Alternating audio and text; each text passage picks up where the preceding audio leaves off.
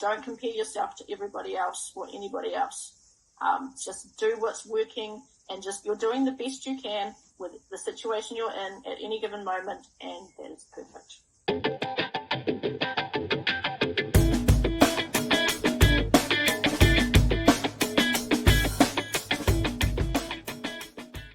Hi, my name's Sandy. I'm a homeschooling mum and unschooling mum. I have one child, a 9-year-old daughter, and I've homeschooled her since birth, basically.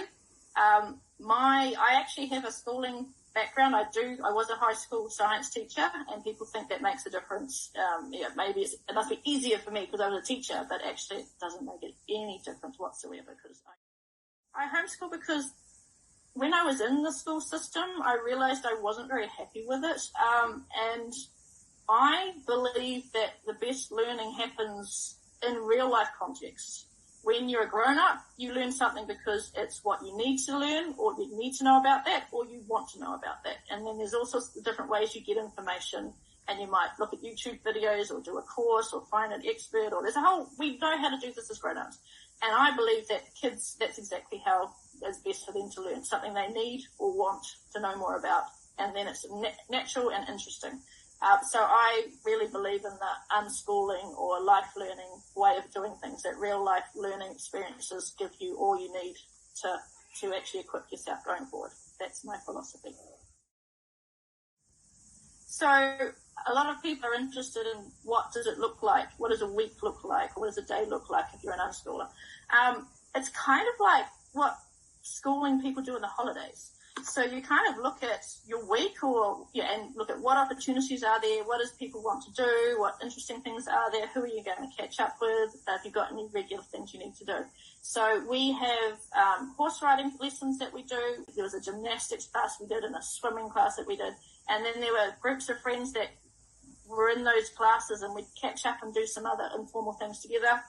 There's a homeschooling group that meets every second week at a different location that we go to because it's a great outdoor experience and time to interact with a mixture of people, kids and grown-ups. Because I believe in unschooling, and because my daughter is who she is, I don't choose and I don't decide what classes she might enroll with.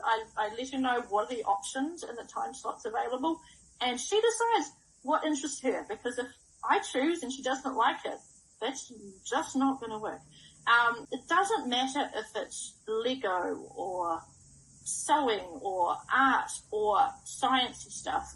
She's going to be learning. She's going to be learning from another adult. She's going to be learning different ways of relating, different ways of understanding, and all sorts of stuff will come out of it.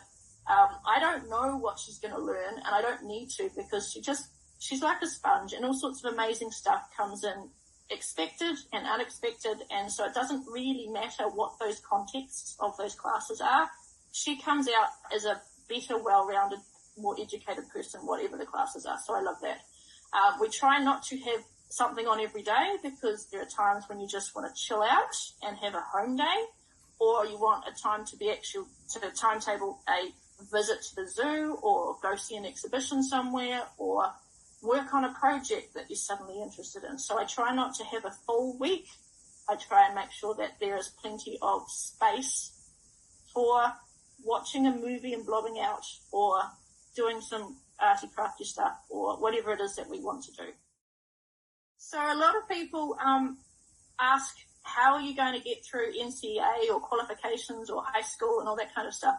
And remember, I was a high school teacher, so I completely understand that, and it's not at all necessary to go through that type of structured qualification system to get where you want to go. So my daughter, she is animal crazy. So at this point, anything could happen going forward. She's going to want to do what she wants to do. But at this point in time, there's a good chance it could be a zookeeper or a vet nurse or something in the animal world. Could be a vet itself.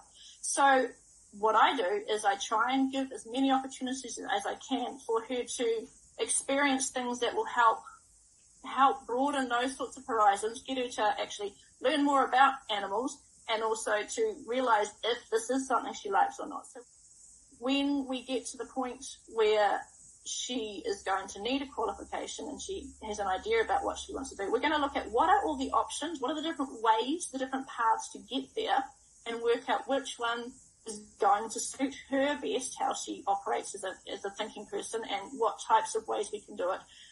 It might be she might decide she wants to go to high school and get this qualification, or we might be doing Te Kura online, or we might learn online, do tutoring, do structured books, and then go through the supported NCA system through a school, those piggyback styles.